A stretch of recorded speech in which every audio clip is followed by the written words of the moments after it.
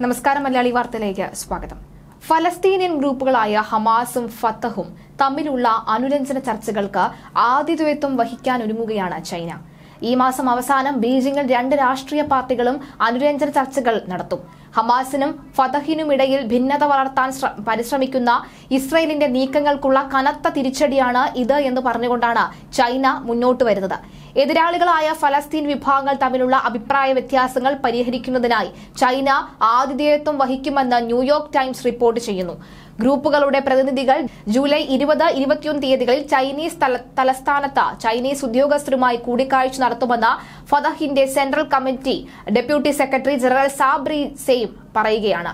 ഹമാസിന്റെ പ്രതിനിധി സംഘത്തെ movement political bureau chief Ismail Haniyeh നയിക്കും. ഫതഹ് പ്രതിനിധി സംഘത്തെ ഡെപ്യൂട്ടി ഹെഡ് മുഹമ്മദ് അൽ അലൂസ് നയിക്കും. മീറ്റിംഗുകൾക്ക് ചൈനയുടെ വിദേശകാര്യമന്ത്രി വാങ് ഇ ആതിഥേയത്വം വഹിക്കും. 2006 ഫലസ്തീൻ തെരഞ്ഞെടുപ്പിൽ ഹമാസ് വൻ വിജയം നേടിയത് മുതൽ ഹമാസും ഫതഹും തമ്മിൽ ഭിന്നതയിലായിരുന്നു.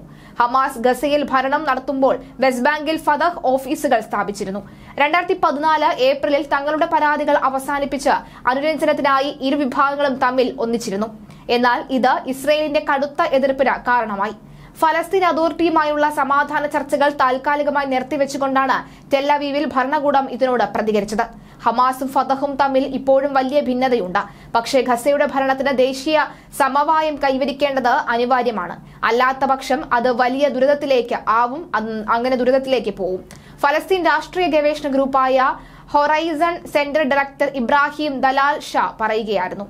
സമീപ വർഷങ്ങളിൽ പശ്ചിമേഷ്യയിൽ തങ്ങളുടെ ബന്ധവും സ്വാധീനവും വിപുലീകരിക്കാൻ ചൈന പ്രവർത്തിച്ചിട്ടുണ്ട്.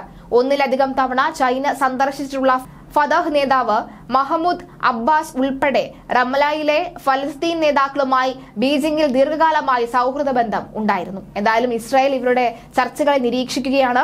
ചൈനയുടെ ഈ ഇടപെടൽ അത് ഇസ്രായേലിനെ ലക്ഷ്യം വെച്ചതാണ് എന്ന് വ്യക്തമാണ്. എന്തായാലും ചൈനയിൽ നടക്കുന്ന ഈ ഒരു വലിയ ചർച്ചയിൽ അവിടെ ഒരു തിരിച്ചടിയോ അല്ലെങ്കിൽ അത് പൂർണ്ണമായി നിരീക്ഷിച്ചു വരികയാണ് ഇസ്രായേലിന്റെ ഭാഗത്ത് നിന്ന് തടയിടാൻ ഏതെങ്കിലും തരത്തിലുള്ള ശ്രമം നടക്കുമോ ഇല്ലയോ എന്ന് കണ്ടറിയാം.